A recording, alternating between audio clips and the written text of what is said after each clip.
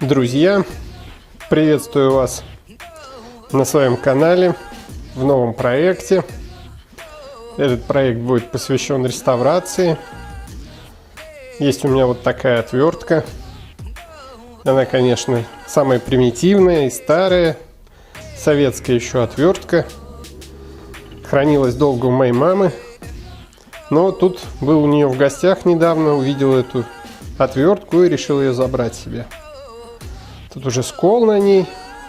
Здесь она оплавлена, обожжена чем-то. Не знаю. Такая история у нее. Я ее помню еще из детства. И помню я ее, потому что с ее помощью я разобрал свой велосипед. А собрать его сам я уже не смог. Поэтому отвертка мне эта запала. Запомнил я ее. И теперь был очень рад ее увидеть. Попробую ее отреставрировать. Заменю плашки, почищу. Вряд ли буду ей пользоваться, но, так скажем, как сувенир, как вещь из моего прошлого, вполне послужит еще. Вот какая она тут. О, обожженная, ужасная.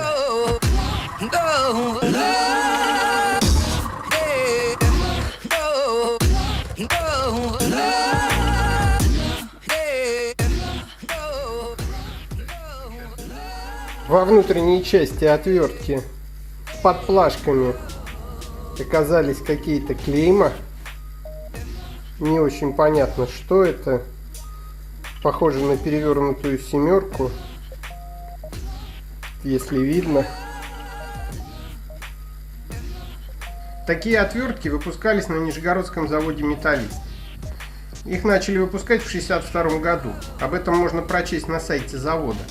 Однако клеймо на отвертке принадлежит Вачскому заводу «Труд». Я нашел такое клеймо в интернете. Обычно такие клейма ставят на топоры. И было очень удивительно увидеть его на отвертке. Нигде нет отсылок к тому, чтобы Вачский завод выпускал отвертки. Тем не менее, на моей отвертке стоит клеймо именно этого завода. Возможно, что кто-то знает, как это произошло. Напишите в комментариях. Это прям-таки загадка. В интернете сейчас ее можно купить за 200 рублей. На ютубе также оказалось несколько видеороликов, на которых такие отвертки реставрируют. И отечественные, и зарубежные авторы. И у зарубежных авторов отвертка выглядит точно так же. Что показалось мне удивительным. Интересно, кто с кого конструкцию этой отвертки скопировал. И таких отверток я нашел два типа размера. Вот такая и побольше.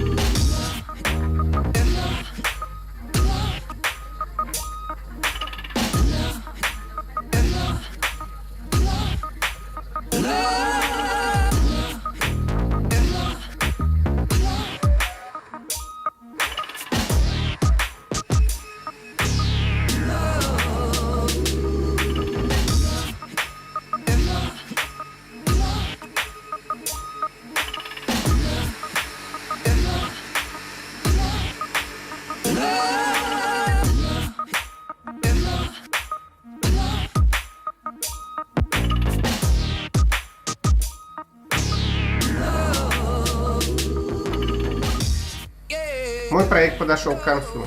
Вот что у меня получилось. Отвертку я заполировал. Деревянные плашки старые заменил на американский орех. Древесина пропитана маслом, тонированным черным маслом, поэтому хорошо подчеркивается текстура дерева.